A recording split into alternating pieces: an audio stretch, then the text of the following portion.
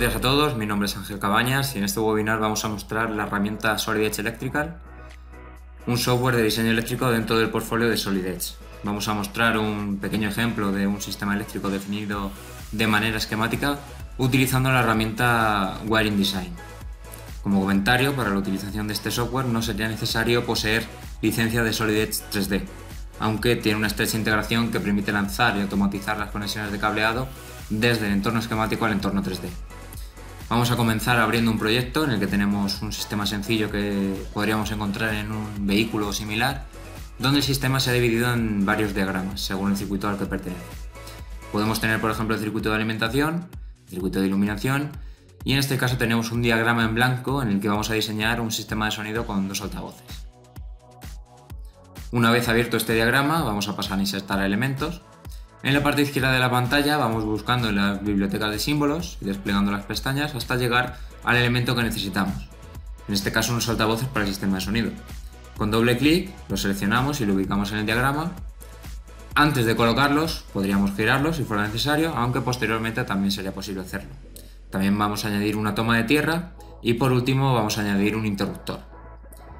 Podemos remarcar que en la mayoría de dispositivos el cableado se suele conectar mediante conectores. Por tanto, para definir el diagrama eléctrico de acuerdo a un caso real, vamos a añadir un conector a cada altavoz, al interruptor y a la toma de tierra. Al crear este conector adherido al interruptor, vemos que automáticamente se crea el vínculo de los pines de conexión entre el dispositivo, el interruptor en este caso, y el conector. Vamos a crear también los conectores en los altavoces y además en la toma de tierra, prestando atención a la flecha que aparece, que es la que indica la dirección que tomarán estos pines de conexión. Seguidamente vamos a asignar un número de pieza a cada uno de estos conectores. Si entramos dentro de las propiedades, vamos a buscar una pieza de biblioteca para vincular esta referencia al elemento, al símbolo que hemos insertado en el diagrama. Vinculando así las propiedades definidas en cada caso, ya sea el part number, el nombre y número de los pines del conector, el material, etc. A continuación vamos a cablear estos elementos, pero entre el interruptor y los altavoces queremos añadir un conector macho-hembra que divida estas conexiones. La manera más rápida y sencilla para realizar esta operación sería trazar las conexiones de cableado hacia los altavoces, aplicar la función de enrutar selección para que estos conductores aparezcan mejor representados y una vez hecho esto, insertar un conector en línea que divida y dé referencia a los nuevos tramos de cable que se generan de manera automática. Una vez insertado este conector en línea, asignamos una pieza de biblioteca a cada una de las partes y además, para terminar, realizamos las conexiones a la toma de tierra de cada altavoz para cerrar el circuito y terminar de cablear el sistema. Por último, faltaría dar propiedades a estos conductores. Seleccionando estos cables y entrando en sus propiedades, seleccionamos el color, material y sección, por ejemplo el color azul y 0,35 mm² de sección. Una vez hecho esto, faltaría alimentar este circuito. Sin embargo, la alimentación la tenemos definida en otro diagrama. Si nos vamos al diagrama de alimentación, trazaríamos un cable desde un pin libre de este conector, por ejemplo, y para vincular este cable al diagrama del sistema que estamos diseñando, podemos crear una referencia cruzada, desde un esquema a otro. Creamos este nuevo conductor, le damos propiedades de color, material y sección, y mediante la función cortar, dividimos este cable que con la función mover podemos trasladar al diagrama del sistema de sonido, generando así esta referencia cruzada y teniendo así alimentación en el circuito que estamos diseñando. Una vez hecho esto, para comprobar que todo el sistema es funcionalmente válido, podemos lanzar la capacidad de verificación o simulación. Existen dos tipos de simulación: la simulación cualitativa, que verifica que todos los elementos están conectados y si están soportando tensión o están inactivos, y la simulación numérica, en la que, teniendo en cuenta el calibre del cableado, tensión de alimentación y demás propiedades de los elementos, ejecuta cálculos eléctricos, permitiendo así conocer la carga eléctrica de cada uno de los componentes. Esto puede ser útil, por ejemplo, a la hora de optimizar la sección del cableado en función de la carga que están soportando.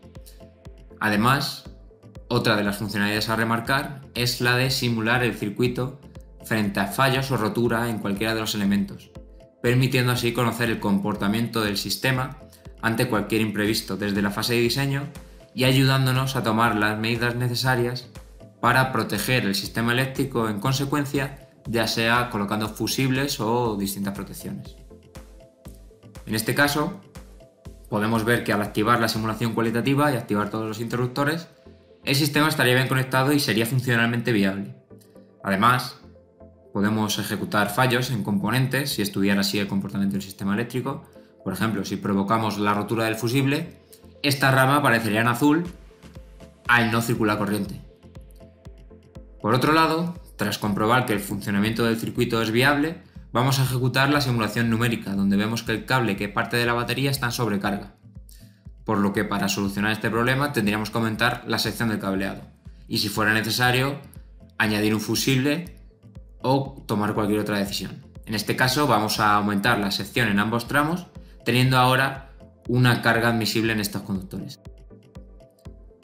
Esta información que proporciona la simulación numérica también se puede utilizar con el fin de optimizar el cableado, reduciendo la sección, teniendo en cuenta de que no sobrepasemos esta carga nominal que soporta la sección del cableado que hemos definido. Por último, podemos hacer mención a la posibilidad de generar informes automáticos. Si nos vamos a la pestaña de informes, ya tenemos una lista de informes preconfigurados donde se puede ver, por ejemplo, la lista de materiales que compone el sistema eléctrico. En este caso también se ha configurado el encabezado con el nombre y con el logo de la compañía. Y vemos que tenemos una serie de columnas con la información del sistema eléctrico, el nombre de cada uno de los cables, la sección, el terminal, el componente de origen y destino. Pero además esta herramienta también nos permite generar informes según nuestras necesidades, añadiendo y editando las columnas para que muestre la información que necesitamos. Para generar un informe, creamos un informe nuevo, le damos un nombre, report en este caso, y una descripción y vamos añadiendo columnas. En cada columna aparece un símbolo donde vamos a definir el tipo de información que queremos mostrar. En este caso, la primera columna sería el atributo del nombre de los cables. En la segunda columna, por ejemplo, vamos a indicar que en una misma columna aparezca información de sección separado por una barra, también aparezca la información del color de cada uno de los cables. En la tercera vamos a indicar que en esta misma columna nos muestre el elemento de origen, ya sea un dispositivo o conector, y el pin del elemento que ocupa este cable. En la siguiente columna vamos a realizar la misma operación, pero para el otro extremo del cable, es decir, el componente y pin de destino. Y por último vamos a añadir una última columna donde vamos a indicar que nos muestre la longitud de estos conductores. En este apartado podemos editar además el formato de los valores para que, por ejemplo, se muestren 2 decimales.